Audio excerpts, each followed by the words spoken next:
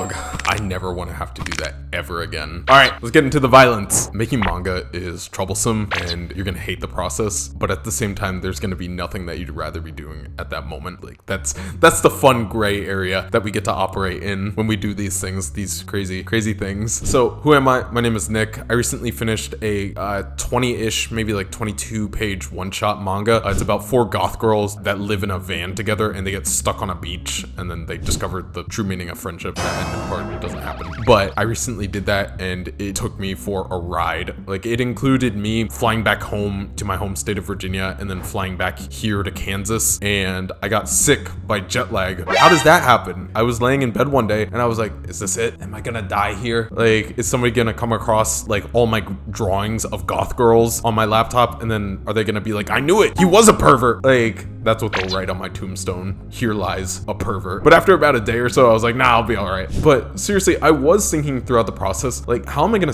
be seen after this is published if anyone reads it? Like, there's quite a stigma around like guys drawing these like cutesy type of anime characters, and I was like it's not hentai, but I don't want to be seen as a hentai artist. Like, that's not, I don't want that. Please say psych. But what I ended up doing is I looked back and I was like, this is what I've wanted to do ever since I was a kid. Like, I wanted to make like a manga or an anime. And looking at that, I was like, on a small scale, I can accomplish something that I've wanted to do ever since I was a kid. Like, even if nobody reads it, that's still an accomplishment. Like, that'll forever be written in my history that by the grace of God, I made a manga all by myself. I have fulfilled the prophecy that's in the Flowbot song, Handlebars. Me and my friends made a comic book. Guess how long it took? It took me 2 months. So in this video, I'm gonna be going over lessons learned over these like past 2 months of me making this manga like grueling every single day, except for one day. I did miss one day where I was like, I have to step away. But we're gonna be talking about best practices and what I really think that could end up helping you.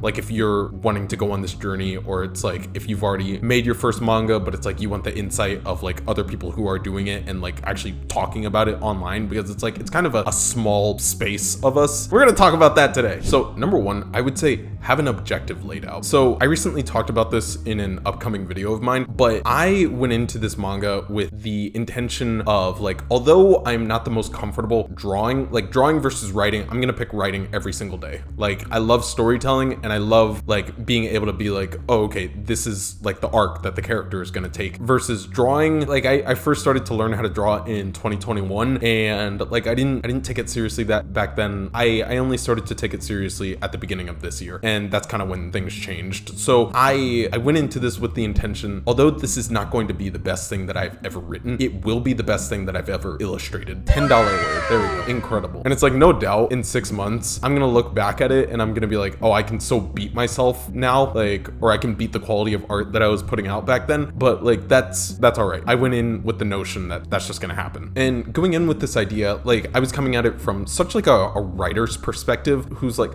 I've watched quite a few movies, so I do think that I have a good understanding of cinematography. However, I didn't think too much on how well that would translate into like the anime, or excuse me, the manga medium, because it's like in the manga medium, you need to have like shots that are closer towards a character, not like a shot of a character that's like quite far away. Like you can in some instances, but it's like it allows for a more like dynamic kind of page viewing experience if you have these kind of closer shots of a character and kind of disregard some aspects of film. What I would advise is kind of stop thinking about things in like a 16:9 type of ratio when like you're like creating like the frames for like the page, because if you only have like a character taking up like a third of it, there's so much blank space, if that makes any sense. So in my manga, in the 29th panel, I have this character kind of like running towards the screen, but a much better way that I could have done that is like they had fallen out of the van, and like if I had positioned them to where it's like they're like the camera is right in front of them and the van is behind them, that would have been a much better shot rather than them like in all this like empty space. Number two, this is like such a cheat code. Have character sheets made. Character sheets, it made the whole process so much easier, because I was able to reference, I would be like, oh, okay, that's what this character's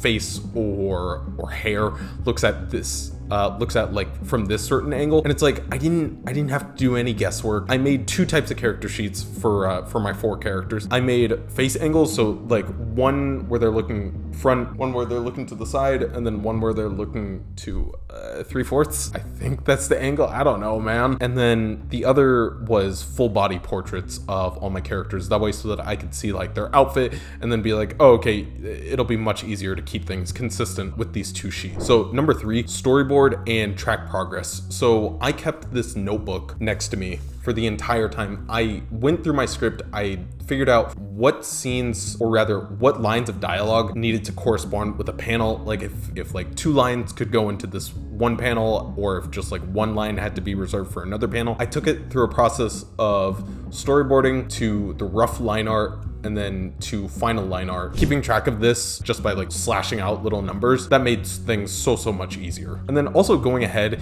into like your like Photoshop program, marking out panels and like the like rough storyboard ideas, because number 1, it's such a experience to see what you kind of roughly drew in for like your initial storyboard, and then to see like the finished product, because a lot of my storyboards, just my finished illustrations, they just knock them out of the park, and I'm like, man, congratulations, pats all around. And number 4, sacrifice your ego. This is something that I didn't do. I didn't outsource any of the drawing for this first manga. For every single subsequent manga that I'm gonna make for the rest of my life, I am going to absolutely outsource material. However, I did want the clout phrase of being able to say, yes, in fact, I did, by the grace of God, I did make a manga all on my own. But I really wouldn't recommend that, because I come back to like myself as like an aspiring business person, and like it is not a smart move, because I was dedicating each day all of my like resources, mental resources, and then like time resources to just like putting the pen on the page, versus like making videos like these and engaging with like a growing audience like that. If I had just left the page work to somebody else and then made these videos on the side while they're still actively inking in the pages,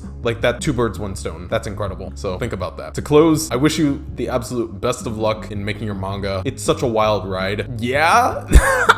If you like this video from a small Kansas boy YouTuber, please subscribe, and I'll see you next time. All right, later, bro.